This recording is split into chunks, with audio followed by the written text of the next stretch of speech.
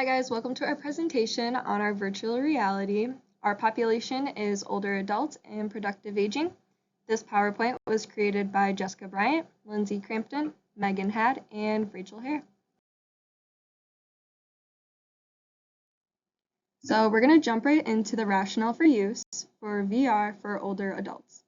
So some benefits we came across was physical, mental well-being, and even those with dementia. So the physical aspects could increase range of motion, endurance, balance, and functional mobility. For mental well-being, it enhances quality of life, cognition. It could even help with phobias, PTSD. It has been seen to be used for acute and chronic pain, for those post-stroke, brain injury, and other neurological disorders. And for dementia, it can actually influence cognitive abilities, which is a fun way to increase confidence and even decrease fall risks for clients. So the professional and rehabilitative use for VR for older adults is it increases participation in rehab because it's motivational in nature and fun to do. And many articles actually discuss that using non-immersive VR as an option for clients who could potentially experience that VR sickness can be a way to actually grade down the activity. It could also be used in multiple settings like residential living, outpatient rehab, and even inpatient rehab.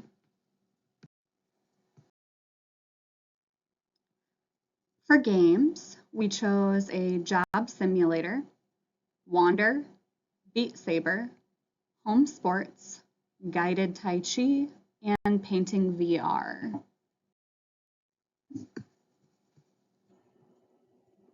So just to go a little bit more in depth on those, we chose 3 to talk about. First, we're going to talk about Job Simulator. So the ultimate purpose is that it simulates being a bunch of different occupations like a gourmet chef, an office worker, or a convenience store clerk in a fun and engaging world that's controlled by robots. Ways that this could be used for activity analysis is it challenges cognition, visual field awareness, hand-eye coordination, item recognition and awareness, enhances static and dynamic balance, and increases use of proprioception. This could be really engaging for older adults, especially those who may have worked as those professions in the past and want a fun spin on it, or just miss working in general. And it's a fun take, and it's not super serious, and while still working on all of those activities. So next we chose Wander.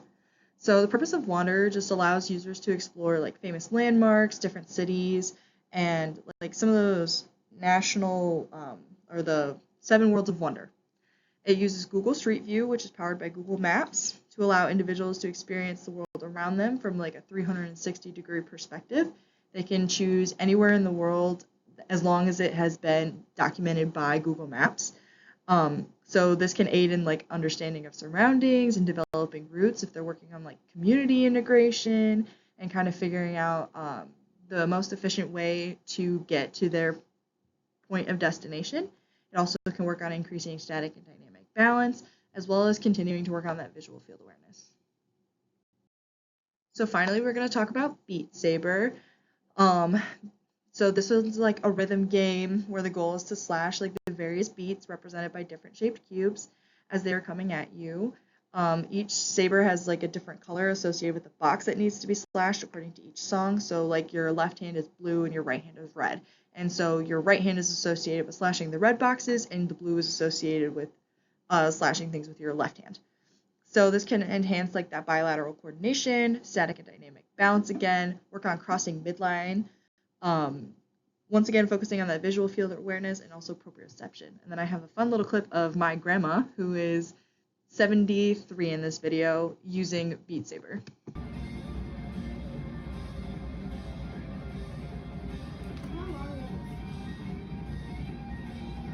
It's long enough for you to wait.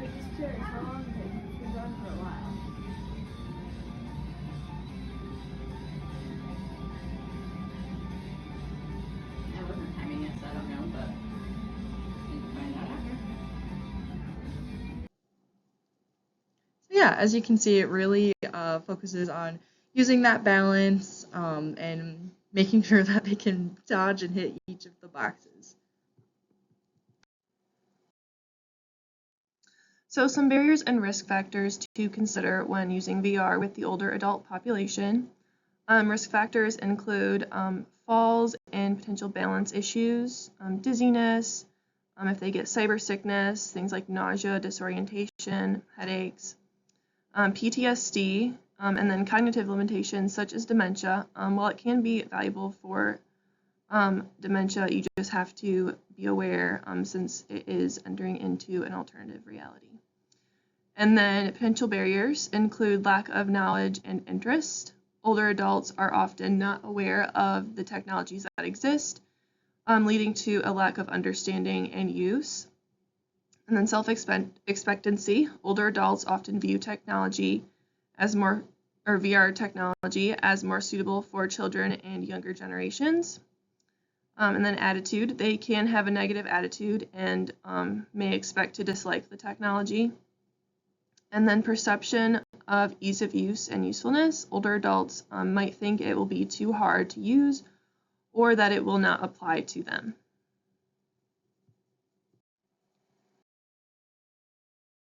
So as far as environmental modifications go, we would need a clear and open space for them to safely move around. We could provide different seating options based on individuals' balance and level of endurance, and each activity should be able to be modified to be seated. Use clear floor markings and remove any tripping hazards to reduce risk of fall. Maintain supervision at all times, provide any necessary physical or verbal cueing, and modify the equipment to suit the client's needs and avoid cyber sickness. So then this leads us to our assessment. So an actual standardized assessment we found was the simulator sickness questionnaire, which has been valid and a great measurement tool to assess the severity of symptoms related to nausea, oculomotor disturbances, and disorientation while using VR systems, which we think would work great with this population. Some other areas to assess for safety prior to beginning the VR immersion would just be physical capabilities, sensory, especially that vision, visual perceptual, and then cognitive awareness and attention and orientation, and then some of those psychosocial aspects such as like anxiety, depression, PTSD. Here we have the different domains that this could affect. So for occupations with this, it could affect their IADLs, leisure, social participation, and community integration. For context, there is a virtual context within the VR system. For performance patterns, there could be carryover from the VR game to daily routines, as well as new roles in a social situation. For performance skills, we identified coordination, stabilization, body alignment, attention, initiation, sequency, and emotional expression. Client factors for this area are body functions, body structures, and values and beliefs regarding technology that may impact participation of VR. So some intervention strategies when using VR with older adults. The first is for cognitive areas. This can be used to increase cognitive function in a fun and purposeful way. Evidence supports using it for cognitive function. A literature review found that VR has potential for positive benefits in cognitive training for older adults, specifically for memory, attention, and executive function. It can be tailored to individual needs, increase the individual's autonomy. It's motivational and fun, and provides a realistic environment that allows skills to be transferred to the real world. And then some approaches or games that can be used are brain games, matching games, and find it games.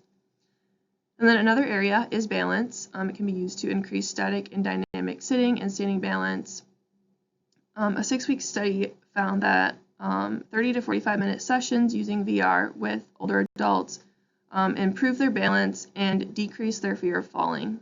And then some games that can be used for this area include Beat Saber, Llamas, and any game that involves leaning outside of the base of support.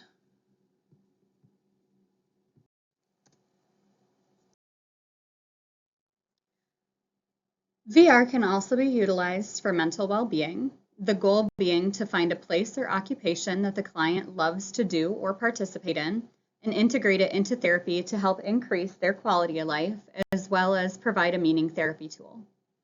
The evidence behind this was a study that found that quality of life improved significantly in older adults who participated in VR sessions for 6 weeks. Participants' levels of pain, anxiety, and depression decreased, while happiness significantly improved.